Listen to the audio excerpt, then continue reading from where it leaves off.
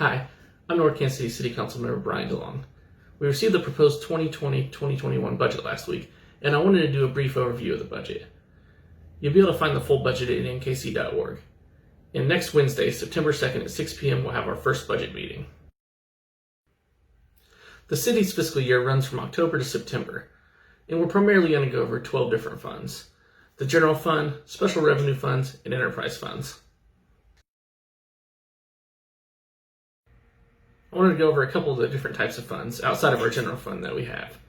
The first one's the special revenue fund, which those collect revenue from taxes or fees set up specifically for the purpose of carrying out the goal of that fund. For example, the Convention and Tourism Fund. The revenue for that fund is generated from a 5% hotel-motel tax, and the funds are used to help promote tourism as well as infrastructure projects. Another type of fund is an enterprise fund. Enterprise funds are self-supporting funds that provide a service for a fee, such as the water fund, where fees are charged based on the amount of water you use. The fiscal year 2020-2021 budget calls for total expenditures of $67,886,908. In terms of staffing, the city will add about one employee, bringing the total up to 191.23. The first fund we're going to go over is the general fund. The general fund encompasses a lot of the daily operations of the city. Revenue from this fund comes from a variety of sources. A portion of the revenue generated also comes from Harris.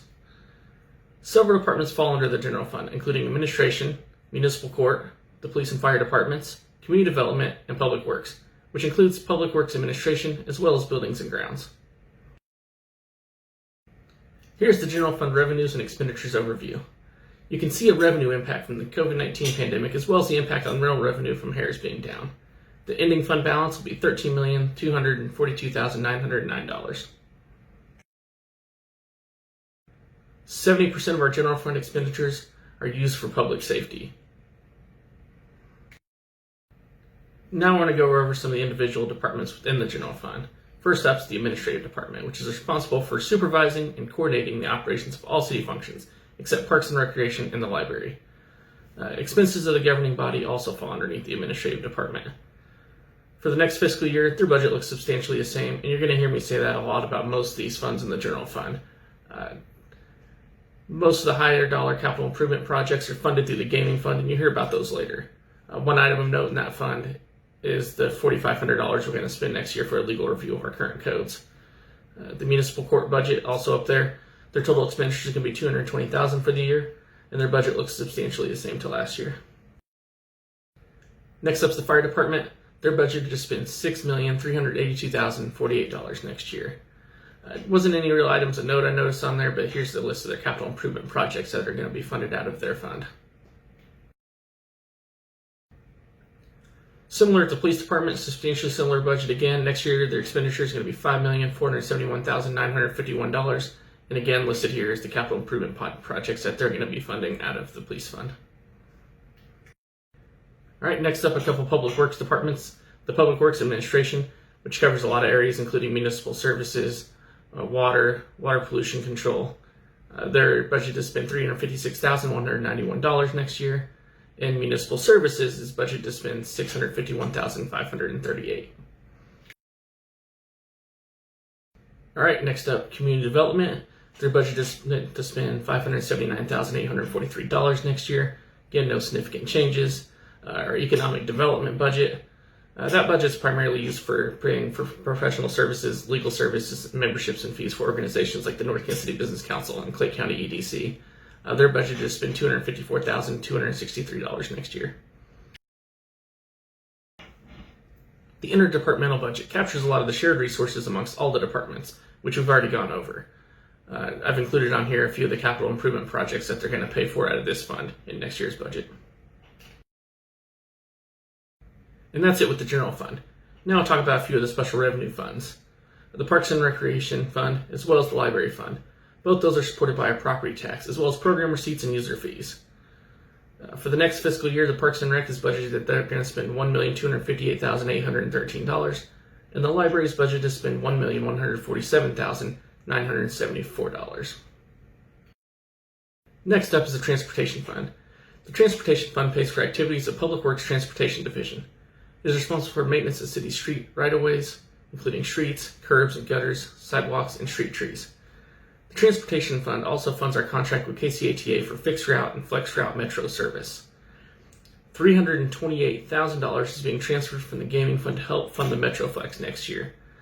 That's going to be an item council is going to have to talk about next year. It's the charges for the MetroFlex has become unsustainable for this fund. So we have to determine what level of service we want with the MetroFlex, and we're going to have that conversation as a council in the next year. The other fund we have on here is the Convention and Tourism Fund. Their budget's been $549,069, and that helps support a lot of events around town, including Snake Saturday, Friday in the Park, the Mayor's Tree Lighting, Park Concert Series, Arts in the Park, and we also have been doing a tourism grant as well. All right, next up we have the Community Center / YMCA Fund, as well as the Communication / our Internet Fund. The Community Center Fund handles the revenues and expenses associated with the Community Center, or the YMCA. The city funds all deficits of the YMCA. All surpluses are split evenly between the city and the YMCA. And so this budget, as well as the next, pretty much are budgeted for worst case scenario. So we might not spend this much in both these next two budgets, but we want to play it safe and make sure that we budget for the worst case here. And the agreement with our fiber network calls for the city to share equally in any annual operating deficits up to an annual limit of $150,000, and to share equally in any annual operating expenses. And on that fund, we are budgeted to spend $194,799 next year. We did one item of note. You might remember an outage at some point last year where a junction box was set on fire.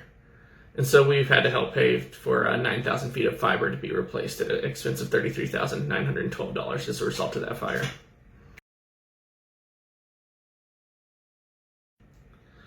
All right, the next enterprise fund is our water fund. The expenses for this fund are budgeted to come out at $16,537,377. One item of note is our water treatment plant rehabilitation.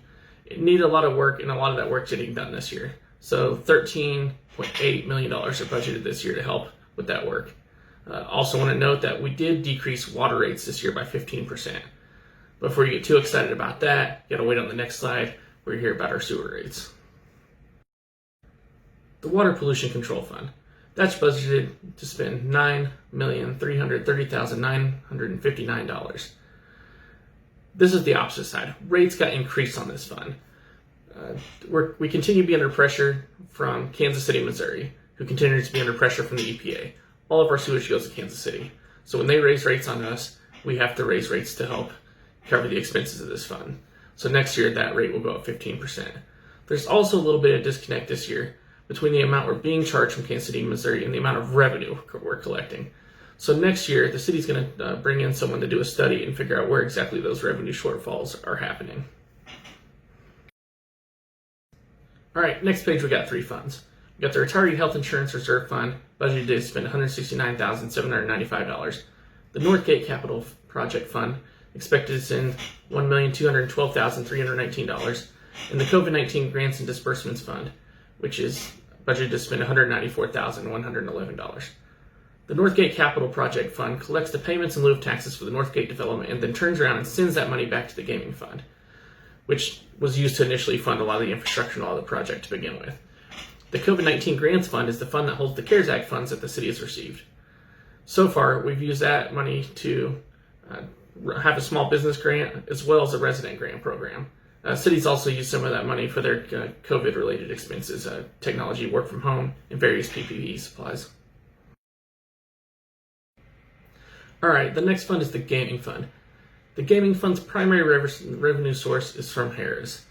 The city's objective with this fund is to use it for capital projects, not use it for our day-to-day operating expenses. The revenue comes in really two parts from the gaming. One part is the gaming tax, which is a tax charged on the gross revenue of the casino.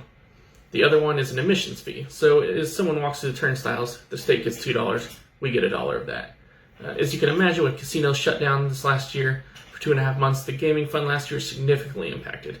And this year's gaming fund revenue and casino admissions are budgeted to be down around $1.7 million. And a lot of that's an anticipation of a kind of a slow economic recovery. So not as many people going out to the casino.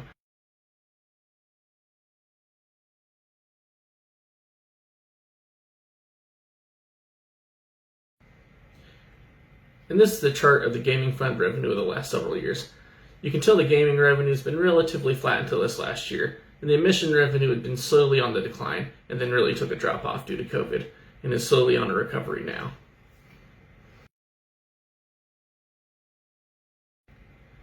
Alright, now I'm going to go over some of the capital improvement projects that are going to be funded on the gaming fund in the next year. I'm just going to pick out a few of them to go over. I'm not going to go over all of them. If you see one you want to discuss, feel free to reach out about it and I can get you more information or let you know what I know. First up, City Hall facelift. It's a multi-year project to refurbish and upgrade parts of City Hall. Parts of City Hall are aged and definitely could use some upgrades.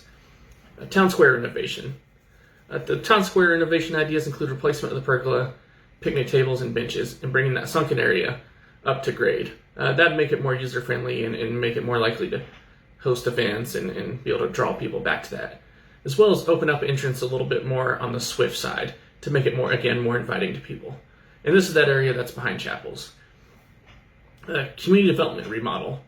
This is a reconfiguration / remodel project that will allow public works and community development to work more effectively, as well as provide better customer service to stakeholders.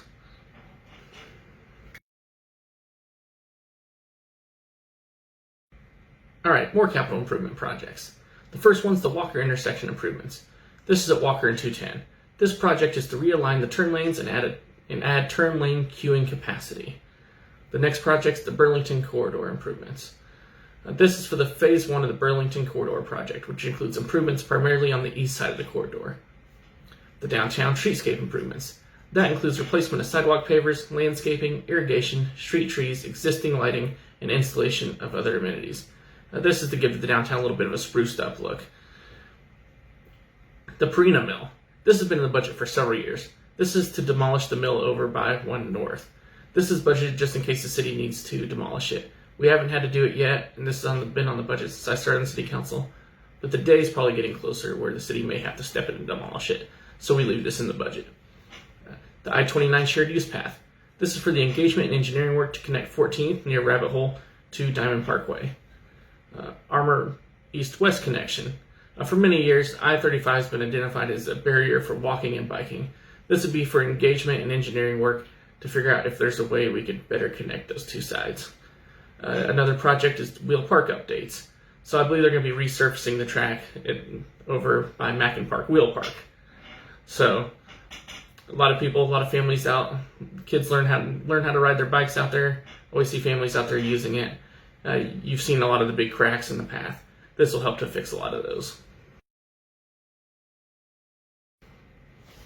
No real notes here, just another page of capital improvement projects. Alright, and certainly we can go a lot more in depth to the budget. And if you want to do that, feel free to reach out, send me an email, send me a text, call me, however you want to reach out, and we can go over the budget a little bit more in depth if you want to. Other than that, we're going to be holding our virtual budget meetings.